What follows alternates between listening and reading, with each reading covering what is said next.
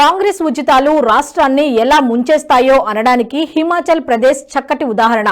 ఇప్పుడు ఆ రాష్ట్రం పీకల్లోతు అప్పుల్లో కూరుకుపోయింది. తాజాగా ఆ రాష్ట్ర సీఎం సుఖ్వీందర్ సింగ్ సుఖు తన పేరిట ఉన్న 5 ఎలక్ట్రిసిటీ కనెక్షన్లను వదులుకున్నారు.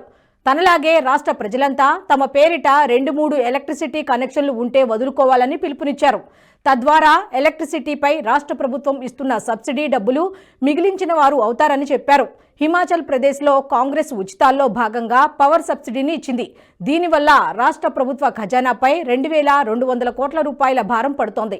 దీంతో పాటు అనేక ఉచిత పథకాలను ప్రకటించడం వల్ల రాష్ట్రం పూర్తిగా అప్పుల్లో కూరుకుపోయింది. అందుకే ఇప్పుడు ఎలక్ట్రిక్ కనెక్షన్లనే వదులుకోవాలని పిలుపునిచ్చే దీనస్థితికి చేరుకున్నారు ఆ రాష్ట్ర సీఎం. ఇప్పటికైనా కర్ణాటక, తెలంగాణలో అమలు చేస్తున్న ఉచితాలపై రాష్ట్ర ప్రభుత్వాలు పునరాలోచించుకోవాలని, లేకపోతే భవిష్యత్తులో హిమాచల్ ప్రదేశ్ పరిస్థితే మనకు నెలకొనే ప్రమాదం ఉందని విశ్లేషకులు హెచ్చరిస్తున్నారు.